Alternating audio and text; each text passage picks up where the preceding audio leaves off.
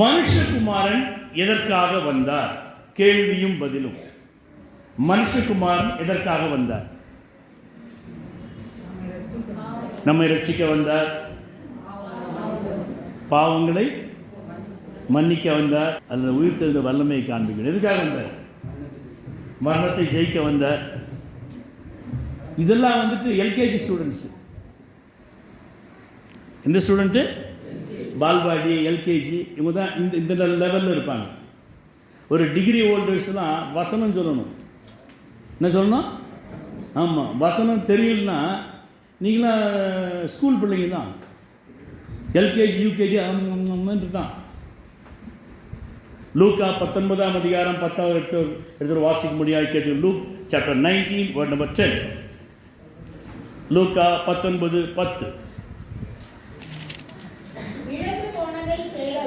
இழந்து போனதை தேடவும் ரட்சிக்கவுமே மனுஷகுமாரன் வந்திருக்கின்றார். ஆமென் சொல்லுங்க. இழந்து போனதை தேடவும் ரட்சிக்கவும் மனுஷகுமாரன் வந்திருக்கிறார். லூக்கா 19:10. எதுக்காக வந்திருக்காரு? வசனம் தான் சொல்லணும். சும்மா எல்கேஜி யூகேஜி மாதிரி விரல் வச்சுருக்க மாதிரிலாம் இருக்கக்கூடாது. யோவான் 3ஆம் அதிகாரம் 16ஆம் வசனம். தேவன் தம்முடைய ஒரே பேரான குமாரனை விசுவாசிக்கிறவன் எவனோ அவன் கெட்டு போகாமல் நித்திய ஜீவனை அடையும்படிக்கு அவரை தந்திருளி இவ்வளவாய் உலகத்தில். இயேசு எதுக்காக வந்தாரா? இந்த வசனம் தான் சொல்லணும். அப்போதான் நீங்கள் வந்து காலேஜ் ஸ்டூடெண்ட். இல்லைன்னா இந்த வருஷத்தில் மாறுவோம். வசனங்களை அதிகமாக நாம் படிப்போம் என்றால் மிக வானில் தோன்றிய நட்சத்திரம் வழி காட்டி சென்றது, கிழக்கு திசையில் ஞானிய மூவரும் பின்தொடர்ந்திட, கிழக்கு திசையில் ஞானிய மூவரும் பின்தொடர்ந்திட,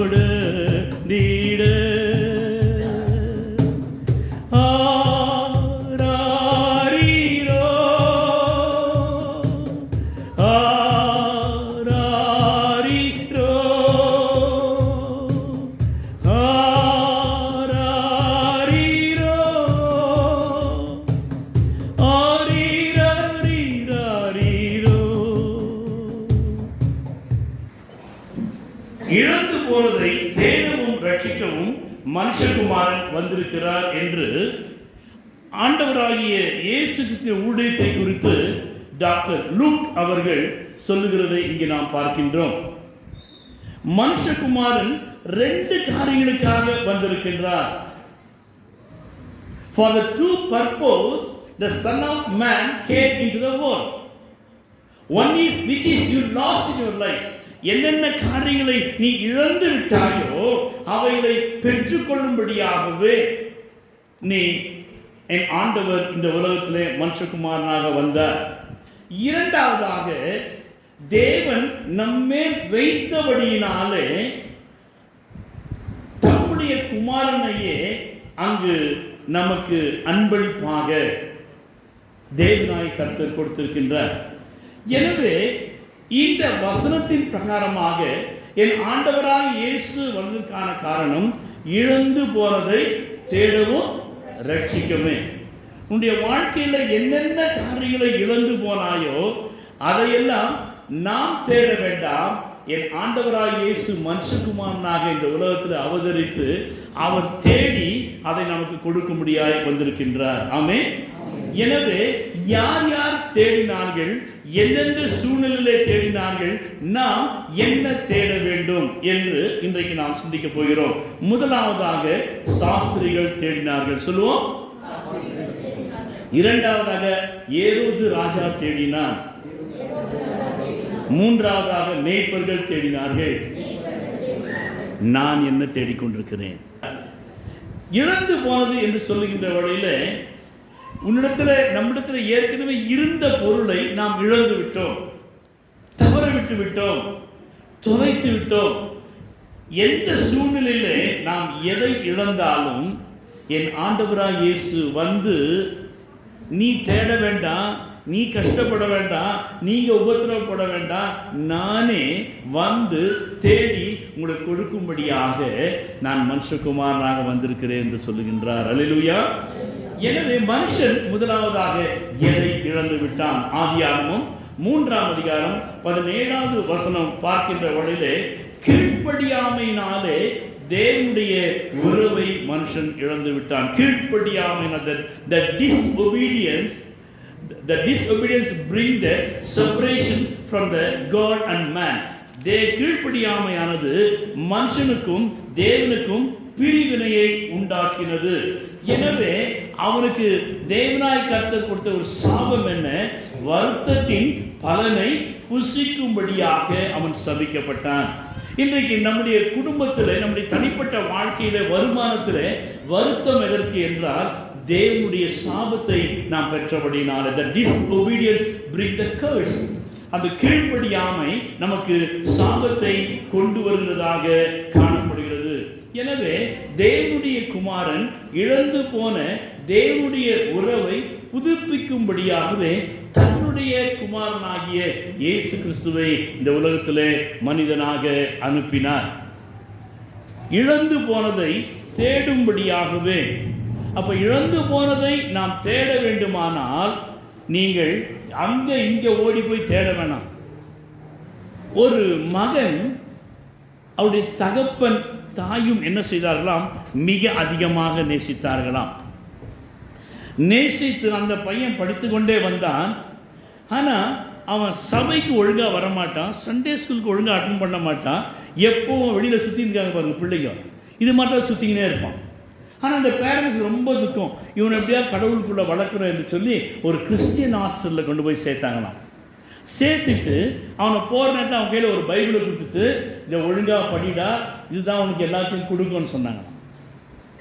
அவனும் போனால் அவங்க வீட்டிலேருந்து ஃபோன் வருது, லெட்டர் வருது, ஆனால் பணம் வரல. என்ன வரல? ஃபீஸ் கட்டலை. அவங்க அம்மா அப்பாட்ட பேசுகிறான், மம்மி எனக்கு இன்னும் ஃபீஸ்க்கு பணம் கட்டலை, சாப்பாட்டுக்கு பணம் கட்டலை. அது மம்மி சொன்னாங்களாம், பைபிள் வாசி. என்ன வாசி? அவங்க அப்பா சொல்கிறாங்க பைபிள் வாசி. இவங்க 2 பேருக்கும் வேறு வேலையே இல்லை. பெருசுங்களுக்கு அறிவு இருக்குதா? பைபிள் வாசினோம் பைபிள் என்று அவன் திட்டிகிட்டே இருந்தான். 1 மாதம் 2 மாதம் 3 மாதம் 4 மாதம் 5வது மாதம் அவங்க சாப்பாடு ஸ்டாப் பண்ணிட்டாங்க. இப்போ சாப்பாடெலாம் கொடுக்க முடியாதுப்பான்னு மறுபடியும் அவங்க அம்மாவுக்கு ஃபோன் பண்ணுறான். அவங்க அம்மா என்ன சொல்கிறாங்க? இவனுக்கு அன்றைக்கி ரொம்ப டென்ஷன் ஆகிடுச்சு, ரொம்ப கோபமாகிடுச்சு. அந்த அவனுடைய பாக்ஸில் அடியில் இருந்த பைபிளை எடுத்து இந்த சனினா வாசனை தூக்கி விசில் அடித்தா உள்ளேருந்து காசாக வருது. அங்கங்கே 500 ரூபாய் 500 ரூபாய் 500 ரூபாய். தேவனுடைய பிள்ளையே, உன்னுடைய வாழ்க்கையில் இழந்து போனதை நீங்கள் தேட வேண்டிய ஒரே ஒரு இடம் வேத வசனம். நீங்கள் வேத வசனத்தை தேடுவீர்கள் என்றால் உங்களுக்கு எல்லாமே கிடைச்சிடும். இந்த புதிய வருஷத்தை you have to take a decision. I will search, I will research, I will memorize the word of God. நான் வசனத்தை அதிகமாக ஆராய்வேன், தேடுவேன், படிப்பேன், மனப்பாடம் செய்வேன் என்று ஒரு தீர்மானம் பண்ணி பாருங்க. உங்களுக்கு வேண்டியதெல்லாம் கர்த்தர் கொடுத்துருவார். ஸ்கூலில் உங்கள் பிள்ளைங்களை கொண்டு போய் சேர்க்குறீங்க. சேர்த்த உடனே எந்த கிளாஸில் சேர்ப்பீங்க சொல்லுங்க? நர்சரி போய் சேர்ந்த உடனே அடுத்த வருஷம் எல்கேஜி, அதுக்கு அடுத்த வருஷம் நர்சரியிலேருந்து 4ஆம் கிளாஸ் வரைக்கும் அந்த பிள்ளை A for apple, B for biscuit, C for chocolate, D for டாங்கின்னு சொல்லிக்கிட்டே இருந்துச்சுன்னா நீங்கள் யார் மேலே குறை சொல்லுவீங்க? டீச்சர் மேலே குறை சொல்லுவீங்க. அதுபோல தான் இன்றைக்கி கிறிஸ்தவம் இப்படி தான். 35 வருஷம் 40 வருஷமாக வசனமும் தெரியாது, பாடலும் தெரியாது, ஜெபம் ஐயா நீங்கள் ஜெபம் பண்ணுங்க. 35 வருஷமாக 20 வருஷமாய் கிறிஸ்தவளாய் இருக்கின்ற தேவனுடைய பிள்ளையே, உன் பிள்ளை மாத்திரம் ஸ்கூலில் போட்டுட்டு அவனுக்கு படிக்க தெரியலன்னா டீச்சர்ஸை குறை சொல்கிறீங்க. உன்னுடைய வாழ்க்கையில் இழந்த ஆசீர்வாதத்துக்கு ஒரே ஒரு காரணம், தேட வேண்டியதை நாம் தேடவில்லை. மத்தேயு எழுதின சுவிசேஷம் 6ஆம் அதிகாரம் 33வது வசனம். Seek the kingdom of God first. முதலாவது சொல்லுங்க, முதலாவது தேவனுடைய ராஜ்யத்தையும் அவருடைய நீதியையும் தேடுங்கள், அப்பொழுது இவையெல்லாம் உங்களுக்கு கூட கொடுக்கப்படும். கூட கூடையா வரும். ஆனால் வசனத்தை தேட மாட்டோம். இங்கே சீட்டு போடலாமா, அங்கே சீட்டு போடலாமா, இவங்க கையில் கடன் வாங்கலாமா, அவங்க வீட்டில் போய் கேட்கலாமா, கேட்டு கேட்டு கேவலப்பட்டு அடிப்பட்டு உதப்பட்டு அவமானப்பட்டு தான் கிடைக்கும். தேவனுடைய பிள்ளை கிறிஸ்துவனுடைய பிறப்பு நீங்கள் தேட வேண்டியது வேத வசனத்தை மாத்திரம் தேட வேண்டும். ஆமென். எனவே இழந்து போன உங்களுடைய வாழ்க்கையிலே என் தேவனாய கர்த்தர் எல்லாவற்றையும் தேடி உனக்கு தருகிறேன் என்று சொல்கிறார். ஆனால் நாம் தேட வேண்டியது என்ன? முதலாவது தேவனுடைய ராஜ்யத்தையும் அவருடைய நீதியும் தேடுங்கள், வேத வசனத்தை தேடுங்கள். இன்றைக்கு நாம் தீர்மானம் பண்ண வேண்டும். 2 வசனங்கள் உங்களுக்கு நான் கற்றுக் கொடுத்திருக்கிறேன். முதலாவது வசனம் லூக்கா 19:10, இழந்து போனதை தேடவும் ரட்சிக்கவும் மனுஷகுமாரன் உலகத்திலே வந்திருக்கிறார். 2வது வசனம் மத்தேயு 6:33, முதலாவது தேவனுடைய ராஜ்யத்தையும் அவருடைய நீதியையும் தேடுங்கள், அப்பொழுது இவைகளெல்லாம் உங்களுக்கு உடகுடையாக கொடுக்கவும். ஆமென். எனவே நாம் எதை தேட வேண்டும்? வேத வசனத்தை முதலாவது தேட வேண்டும். வேறு எந்த பொருள் உங்களை எழுந்து போனாலும் சரி, டோன்ட் வரி, டோன்ட் பாதர். நீங்கள் வேத வசனத்தை அதிகமாக மனப்பாடம் பண்ண பண்ண கர்த்தர் நம்மை மண்ணினாலே உருவாக்கினார், செம்மண்ணினாலே உருவாக்கினார். ஆனால் வேதத்தில் குயவனாக தேவனாய் கர்த்தரை சொல்லுகிறார்கள். இந்த குயவன் களிமண்ணை சரி பண்ணுகிறானா? எதை சரி பண்ணுறானா? அப்போ நமக்கு ஆண்டவர் நம்மை செம்மண்ணினாலே உருவாக்கினார். களிமண் எங்கே வந்துச்சு? முதலாவது நாம் எதை தேட வேண்டும்? தேவனுடைய வசனத்தை தேடுங்க. எதை தேடணும்? வசனத்தை மனப்பாடம் பண்ணா போதும். தீர்மானம் பண்ணுங்க, தினமும் ஒவ்வொரு வசனத்தை நான் மனப்பாடம் பண்ணுவேன் என்று சொல்லி வசனத்தை மனப்பாடம் பண்ண பண்ண என்ன ஆகுது? மனுஷனை தேவன் செம்மண்ணினாலே உருவாக்கினார். ஆனால் தேவனாய் கர்த்தனை குயவன் என்று எரேமியா வாசிக்கிறோம். அவன் களிமண் என்று சொல்லுகின்றான். அப்போ நம்முடைய சரீரத்தில் களிமண் எங்க இருக்குது? தெரியலையா? உன் மண்டையில் என்ன இருக்குது? களிமண்ணா இருக்குதுன்னு கேட்குறாங்களா? களிமண் எங்கே வந்துருச்சு? ஆண்டவர் செம்மண்ணில் நம்மளை உருவாக்குற நேரத்தில் களிமண் அப்படியே வந்து இங்கே வந்து சேர்ந்துருச்சு. அதனால தான் அவர் குயவனாக இருந்து நம்மை சரி செய்கின்றார். ஆனால் தேவனுடைய பிள்ளையே, நம்முடைய வாழ்க்கையில் இன்னும் அதிகமாக கர்த்தர் நம்மை அவர் நம்முடைய வாழ்க்கையில் இழந்து போனதை எல்லாம் அவர் நமக்கு கொடுக்க வேண்டுமானால் நாம் simply just you seek the word of God. கர்த்தருடைய வசனத்தை மாத்திரம் நீங்கள் தேடினால் போதும். கர்த்தருடைய வசனத்தை மாத்திரம் மனப்பாடம் செய்தால் போதும். கர்த்தருடைய வசனத்தை மாத்திரம் நீங்கள் வாசித்தால் போதும். இதைத்தான் வேதம் எதிர்பார்க்கிறது. கிறிஸ்துவும் இதைத்தான் எதிர்பார்க்கிறார். எனவே உங்களுடைய வாழ்க்கையிலே இழந்து போன ஒவ்வொன்றும் நீங்களும் நானும் தேட வேண்டிய அவசியமே இல்லை. யார் தேடுவா? எதுக்காக வந்திருக்காரு? இழந்து போனதை. ஆமாம். அப்போ அவர் நம்முடைய வாழ்க்கையில் தேடி கொடுப்பார். ஆனால் நாம் எதை தேட வேண்டும்? வசனத்தை. வெறும் வசனத்தை நீங்கள் மனப்பாடம் பண்ண பண்ண பண்ண பண்ண என்ன ஆகுதுன்னா, நம்ம மண் மாத்திரம் அல்ல, களிமண் மாத்திரம் அல்ல, தானியல்ல வாசிக்கின்றவள்ள இரும்பும் கலந்துருக்கிறதா நம்முடைய உடம்புல. என்ன கலந்துருக்குது? இரும்பு. அப்போ அந்த இரும்பு நாம் வசனத்தை வாசிக்க வாசிக்க இரும்பை நம்ம மேக்னட்டாக மாற்ற முடியும். இரும்பை தான் மாற்ற முடியும்.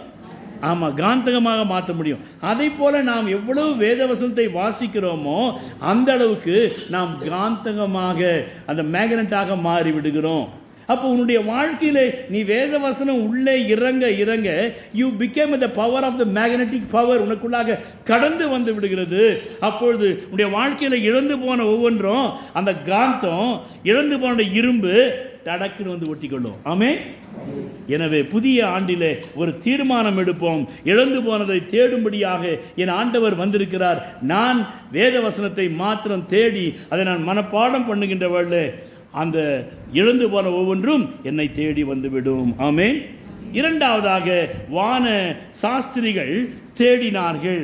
வான சாஸ்திரிகள் மத்தேயு சுவிசேஷம் 2ஆம் அதிகாரம் 2வது வசனம் வாசிக்கின்ற வேளையிலே ஏரோதனுடைய அரண்மனையிலே இவர்கள் தேடினார்களாம்.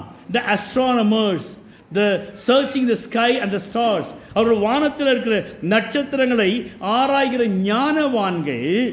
இந்த நட்சத்திரம் அவர்களை வழி நடத்துகிறது. யூதருக்கு ராஜாவாக ஒருவர் பிறந்திருக்கிறார். எனவே அவரை பார்க்கும்படியாக அந்த லீடிங் ஸ்டார் நடத்துகிற நட்சத்திரம் அவர்களை வழி நடத்துகின்ற வேளையிலே இவர்கள் அதற்கு பின்பதாக சென்றார்கள். ஆனால் எருசலேமுக்குள்ளாக வந்த உடனே அங்கே என்ன ஏற்பட்டது? எருசலேமிலே அவர்கள் அரண்மனையை பார்த்தார்கள். எதை பார்த்தார்கள்? அரண்மனையை பார்த்தார்கள், ராஜாவை பார்த்தார்கள். ஞானவான்கள் இன்றைக்கு அநேகர் தாங்கள் எதை தேட வேண்டுமோ அதை தேடுவதை விட்டுவிட்டு அரண்மனையும் ராஜ சமூகத்தையும் பார்க்கின்ற வழியிலே ராஜா இங்கே தான் பிறப்பார் என்று அரண்மனைக்குள்ளாக கடந்து வந்தார்கள்.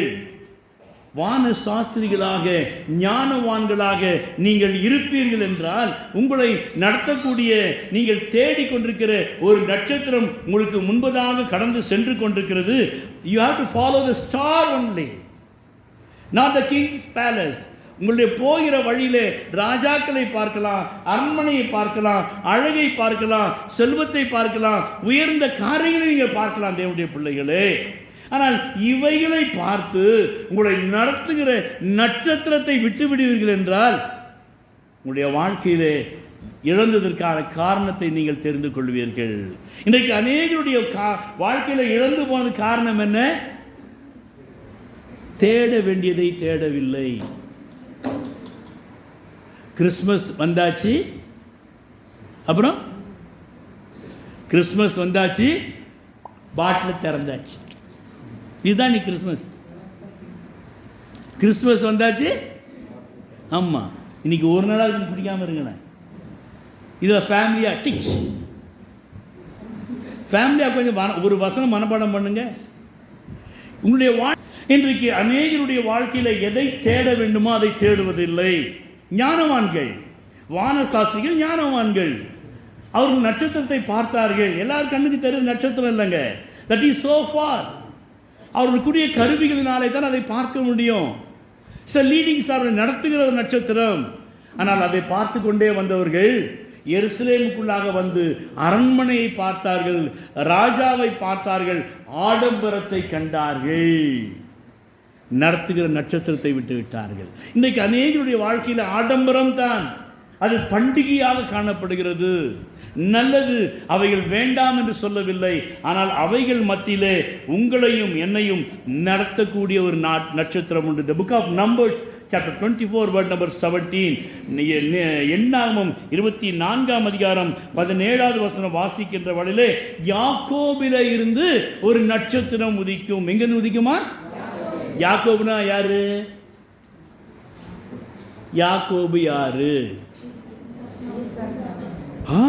அப்படியா? Very good. ஈசாக்கு மகன். பரவாயில்ல, அவங்க 1ஆம் கிளாஸ் வந்துட்டாங்க. Very good. அப்புறம் யாக்கோபுக்கு இன்னொரு பேர் இருக்குது, இஸ்ரவேலு. பரவாயில்ல, ஏதோ 2ஆம் கிளாஸ் வந்துட்டீங்க. அதுக்கப்புறம் யார் சொன்னது? டிகிரி வந்துட்டாங்கம்மா. எத்தன் ஏமாத்துறவன். யாரவன்? ஏமாத்துறவன். நீ நானும் யாரு? ஊரை வளைச்சி போட்டு ஏமாற்றி சேர்க்கிறோன்னு ஆசைப்படுறவங்க தான் இந்த மனுஷன், மண்ணு, சரீரம். இந்த எத்தனுடைய குடும்பத்தில் ஒரு நட்சத்திரம் உதிக்குமா? அவன் பாருங்க, ஆண்டவர் யாரை தேடி வராரு? யாரை தேடி வராரு? எத்தர்களாகிய நம்மை, ஏமாற்றுகளாகிய நம்மை, கெட்ட சுவாபம் உள்ள நம்மை தேடி நம்முடைய குடும்பத்தில் அவர் பிறக்கின்றார் மனுஷனாக. அந்த யாக்கோபிலே ஒரு நட்சத்திரம் உதித்தது. நாங்கள் தள்ளப்பட்டவங்க, நாங்கள் கேவலமானவங்க, நான் சரியில்லைங்க. அல்லேலூயா. சரியில்லை தான். ஆனால் உன் வீட்டிலே உனக்குள்ளாக என் ஆண்டவர் பிறக்க விரும்புகிறார். அதனுடைய அன்பு, அதான் அன்பு. நாம் என்ன செய்யணும்? You have to search the word of God. தேவனுடைய வசனத்தை மாத்திரம் தேட வேண்டும். தேவனுடைய வசனத்தை மாத்திரம் தேடுங்க. அப்பொழுதுதான் இவடெல்லாம் உங்களுக்கு கூட கொடுக்கப்படும். வசனத்தை இன்றைக்கு தேடுகின்ற வழியிலே, ஐயா வாங்க வாங்க வாங்க வாங்க வாங்க, யாரை கூப்பிடுறோம்? எல்லாரும் திரும்பி பார்க்குறீங்க, பார்த்தீங்களா? நம்ம வீட்டுக்கு மாப்பிள்ளை பார்க்குறாங்கன்னு சொல்லிட்டா போதும், ஏய் போய் பார்ப்பா, டேய் ஓடுறான். எப்படி பார்ப்போம்? எட்டி எட்டி உம்மை அண்ணாந்து பார்த்து கண் பூத்து போகுதே. எட்டி எட்டி உம்மை அண்ணாந்து பார்த்து கண் பூத்து போகுதே. நீர் சுட்டி காட்டி போன வாக்கு தத்தம் நீரை வேறலாகுதே. நீர் சுட்டி காட்டி போன வாக்கு தத்தம் நீரை வேறலாகுதே. சாலேமின் ராஜா, சங்கையின் ராஜா, சுவாமி வாருமே. இந்த தாரணி மீதினில் ஆளுகை செய்திட தடுதி வாருமே. சாலேமின் ராஜா, சங்கையின் ராஜா, சுவாமி வாருமே. தேவனுடைய பிள்ளைகளே, நீங்கள் வசனத்தை மாத்திரம் தேடினால் போதும். நீங்கள் எட்டி எட்டி பார்க்க வேண்டிய அவசியமே இல்லை. வாக்கு தத்தத்தை அவர் கொடுத்திருக்கிறார். இந்த வாக்கு தத்தம் உங்களுடைய வாழ்க்கையிலே நிறைவேறக்கூடியதாக இருக்கிறது. எனவே தவறான பாதையிலே சென்று தங்களுடைய அந்த நட்சத்திரத்தை இழந்த இந்த வான சாஸ்திரிகள் மிகவும் துக்கத்தோடு அந்த ஏரோதுடைய அரண்மனையிலிருந்து வெளியே வருகிறார்கள். ஏரோது அரண்மனைக்குள்ளாக சந்தோஷமாக சென்றவர்கள் மத்தேயு 2ஆம் அதிகாரம் வாசித்து பாருங்கள். வீட்டிலே எருசலேம் நகரத்தார் கலங்கினார்கள். ஏரோதும் ஜனங்களும் கலங்கினார்கள். காரணம் யாரு? வான சாஸ்திரிகள். காரணம் யாருங்க? வான சாஸ்திரிகள். இவங்க போய் நட்சத்திரத்தை பின்பற்றுவதை விட்டு அவர்கள் அரண்மனையை பார்த்தார்கள், ராஜாவை பார்த்தார்கள், ஆடம்பரத்தை பார்த்தார்கள். அவங்க பின்னால ஓடின. நீ எந்த இடத்திற்கு செல்கிறாயோ அந்த இடத்திலே உன் நிமித்தமாக கலக்கம் ஏற்படுகிறது என்றால் the direction is the wrong direction. நீ போகிற அந்த வழி தவறான வழி. தேவனுடைய பிள்ளையே, நீ ஞானவானாக இருக்கலாம், உனக்கு எல்லாம் தெரிஞ்சிருக்கலாம், good, but you miss the leading star. உன்னை நடத்துகிற அந்த நட்சத்திரத்தை நீ விட்டு ஆடம்பரத்தை, உலகத்தை, ஆசா பாசங்களை இவைகள் பின்பதாக நீ சென்றபடினாலே அந்த எருசலேம் நகரத்தாரும் ஏரோது அரண்மனையும் ஏரோது ராஜாவும் கலங்கினார்கள். இந்த கலக்கத்திலே இந்த சாஸ்திரிகள் வெளியே வருகிறார். சாஸ்திரிகள் என்ன செய்றாங்க? ஐயோ ஐயோ ஐயோ ஐயோ, நட்சத்திரத்தை விட்டுட்டோமே. எதை விட்டுட்டோமே? அதை பார்த்துட்டு போகிறத விட்டுட்டு இந்த அரண்மனையை பார்த்துட்டு உள்ளே வந்துட்டோமேன்னு வெளியில் வந்து துக்கப்படுறாங்க. தேவனுடைய பிள்ளையே, உன்னுடைய துக்கம் சந்தோஷமாக மாறும் என்று வேதம் சொல்கிறது. இந்த பிறப்பின் நாட்களிலே இவர்கள் வெளியே வந்த உடனே மத்தேயு 2ஆம் அதிகாரம் 9ஆம் வசனம் வாசிக்கிறோம். பிள்ளை இருக்கின்ற ஸ்தலம் வரைக்கும் அந்த நட்சத்திரம் முன் சென்றது. இழந்து போனதை, உன்னுடைய வாழ்க்கையில இழந்து போனதை தேடவும் ரட்சிக்கவுமே மனுஷகுமாரன் வந்திருக்கிறார். நீ தேட வேண்டிய அவசியம் இல்லை. நீ செய்ய வேண்டிய ஒரே ஒரு காரியம் என்னவென்றால், உன்னுடைய வாழ்க்கையிலே நீ வசனத்தை மாத்திரம் தேட வேண்டும். இவர்கள் மறுபடியுமாக வெளியே வந்தார்கள். வெளியே வந்து வானத்தை அண்ணாந்து பார்க்கிறார்கள். நாங்கள் ஞானவான்கள், வேத அறிவுள்ளவர்கள், ஆனால் என்னுடைய பார்வையை கீழே வைத்தபடியினாலே நாங்கள் தவற விட்டு விட்டோம் என்று மறுபடியுமாக வானத்தை நோக்கி பார்க்கின்றார்கள். அவ்வாறு பார்க்கின்ற வேளையிலே அந்த நட்சத்திரம் அவருடைய கண்களுக்கு முன்பாக தெரிந்தது. அவர்களை மறுபடியுமாக வழிநடத்த ஆரம்பித்தது. அல்லேலூயா. அவருடைய வாழ்க்கையில் இழந்து போனதை தேடவும் ரட்சிக்கவும் மனுஷகுமாரன் வந்திருக்கின்றார். எனவே உன்னுடைய பார்வை அனைத்தும் வானத்தை நோக்கி இருக்க வேண்டும். நீ தேட வேண்டியது உலகத்தை அல்ல, வானத்தை நோக்கி நீ பார்க்கின்ற வேளையிலே அவர் உனக்கு முன்பதாக செல்லுகின்றார். அவர் உன்னை நடத்துவார். அவருடைய கிருபை என்றும் உள்ளதாக இருக்கிற தேவனுடைய பிள்ளையே. எனவே இவர்கள் அந்த நட்சத்திரத்தை கண்ட வேளையிலே மத்தேயு 2ஆம் அதிகாரம் 10ஆம் வசனம் வாசிக்கிறோம். அவர்கள் அந்த நட்சத்திரத்தை கண்டபொழுது மிகுந்த ஆனந்த சந்தோஷம் அடைந்தார்கள். நீ ஆனந்த மிகுந்த சந்தோஷம் அடைய வேண்டுமானால் உங்க பார்வை எங்க இருக்கணும்? வானத்தை நோக்கி இருக்கணும். ஐயா, எங்க நோக்கி இருக்கணும்?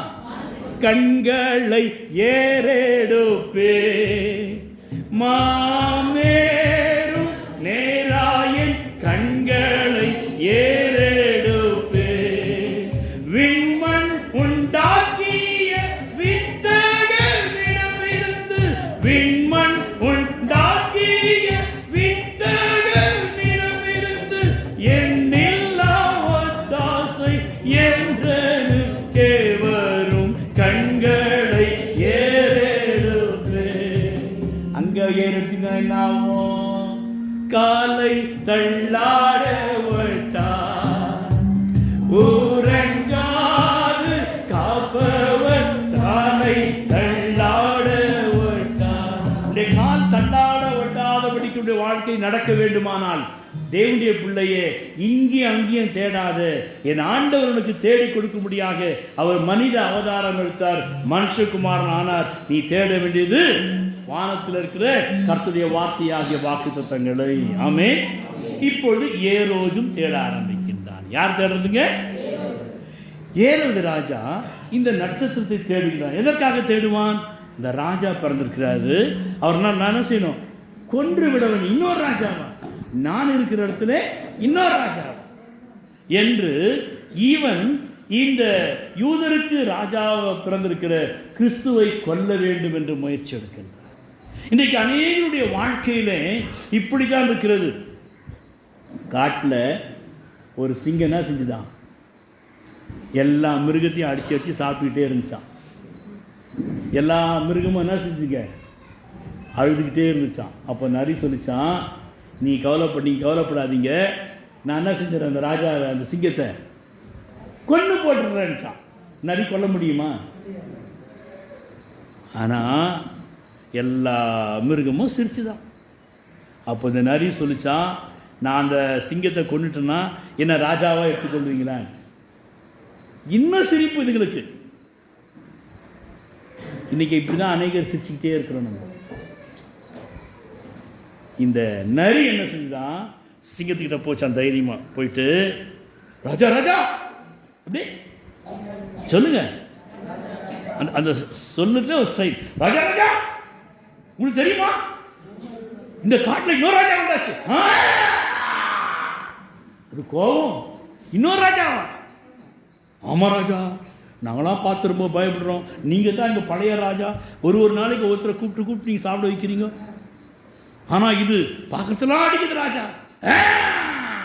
மறுபடியும் சத்தம், எங்கே எனக்கு வாங்கி அப்படின்ச்சான். உடனே இந்த சிங்கம் இந்த நரி என்ன செஞ்சுது? ஒரு கிணத்துக்கு கொண்டு போச்சு. எங்க கொண்டு போச்சு? ஓ, இந்த கதையா? அந்த கதை தான் இந்த பைபிள் கதை. இந்த பைபிளை படிச்சிங்கன்னா உங்களுக்கு எல்லாமே தெரிஞ்சிடும். அது மாத்திரம் ஆகாது பாஸ்டர். கேலண்டர் எனக்கு கொடுங்க, இங்கிலீஷு தமிழ் தூக்கி மேலே மாட்டி வைக்கிறது, அதெல்லாம் படிக்கவே மாட்டேன் நான்.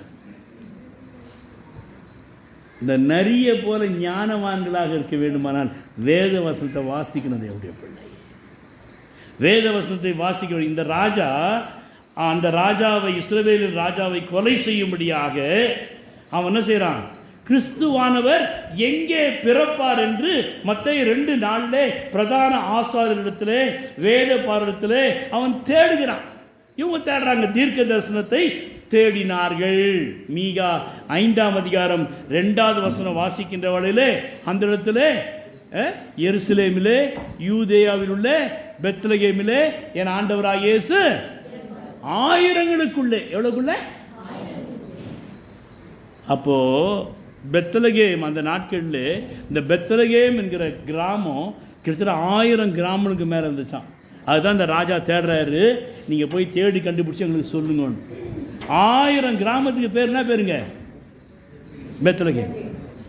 எந்த பெத்லகேமில் பிறப்பார் என்று இவளுக்கு தெரியவில்லை. எனவே தீர்க்கதரிசி சொல்றான், ஆயிரங்களுக்குள்ளே நீ சிறியதானாலும் உன்னிடத்தில் இருந்து ராஜா புறப்பட்டு என்னிடத்தில் வருவார் என்று சொல்லி.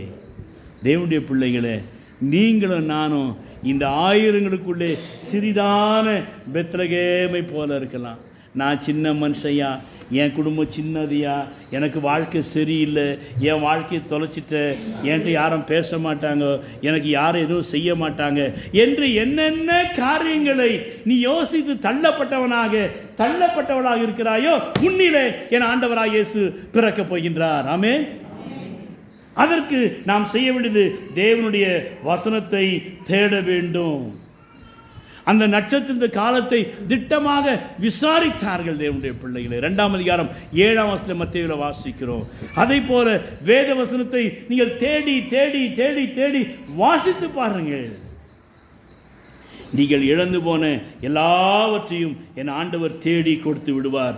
3ஆவதாக மேய்ப்பர்கள் தேடினார்கள். அந்த நாட்களிலே மேய்ப்பர்கள் என்றால் ஒதுக்கப்பட்டவர்கள், தள்ளப்பட்டவர்கள், தாழ்ந்த ஜாதி, the higher class, lower middle class, lowest class என்று அந்த நாட்களில் பிரித்து வைத்திருந்தார்கள். இந்த மேய்ப்பர்கள் lowest class. ஒருவேளை உங்களுடைய சிந்தனையில் நீங்களும் அப்படி இருக்கலாம். நாங்களும் ரொம்ப ஒன்றுத்துக்கு உதவாதவங்க. இதுங்க உங்கள் வீட்டில் சொல்லலாம், நீ யார், ஒன்றுத்துக்கா லாய்க்கு இல்லை, நீ தர்தரம், நீ பிறந்ததுனால வீட்டில் எல்லாமே போச்சு, அப்படி உங்களை குறித்து சொல்கிறாங்களா? உங்களிலே என் ஆண்டவர் பிறக்க விரும்புகிறார். உங்களை மற்றவர்கள் தள்ளினாலும் என் ஆண்டவர் உங்களிலே அவர் பிறக்க, இந்த பிறப்பின் செய்தியை இந்த மேய்ப்பர்களை தேடி, தள்ளப்பட்டவர்களை தேடி தேவ தூதர்கள் வந்தார்கள். உங்களை தேடி என் ஆண்டவராகிய இயேசு பிறக்கும்படியாக உங்களை தேடி தேவ தூதர்கள் வரப்போகிறார்கள். ஆமென். பெரிய ஒரு சத்தியம். தள்ளப்பட்ட உங்களுடைய வாழ்க்கையில் அவர்கள் வந்து என்ன சொல்றாங்க? பயப்படாதிருங்கள். லூக்கா 2ஆம் அதிகாரம் 8 முதல் 12 வசனங்களை வாசிக்கின்றவர்கள் என்ன சொல்றாரு? பயப்படாதிருங்கள், எல்லா ஜனத்துக்கும் மிகுந்த சந்தோஷம், நற்செய்தி, கிறிஸ்து என்ற இரட்சகர் உங்களுக்காக தாவீதின் ஊரிலே பிறந்திருக்கிறார். மேய்ப்பர்களுக்கு நற்செய்தி, தள்ளப்பட்டவர்களுக்கு நற்செய்தி. இதை சொல்லும்படியாக தேவன் தம்முடைய தூதர்களை அனுப்புகின்றார். ஆமென். தேவனாலே கூடாத காரியங்கள் ஒன்றுமில்லை. இந்த மேய்ப்பர்கள் அந்த குழந்தையை பார்த்த பின்பதாக என்ன செஞ்சாங்களாம்? பிரசித்தம் பண்ணினார்கள். வெளியே போய் எல்லாத்தையும் சொல்றாங்க, எல்லாத்தையும் போய் சொல்றாங்க. அதை போலவே நம்முடைய வாழ்க்கையிலே கூட தேவனாய் கர்த்தர் அவருடைய பிறப்பின் நிமித்தமாக தள்ளப்பட்ட ஒதுக்கப்பட்ட சமுதாயத்திலே நீ கர்த்தருடைய வசனத்தை தேடுகின்ற வேளையிலே உன்னை கர்த்தர் தள்ளப்பட்ட உன்னை முதலாவதாக கொண்டு வந்து நிறுத்த ஆயத்தமுள்ளவராயிருக்கிறார். என் ஆண்டவராகிய இயேசு பிறந்த வேளையிலே முன்னணையிலே கிடத்திருக்க காண்பீர்கள். எங்கே காண்பீர்களா?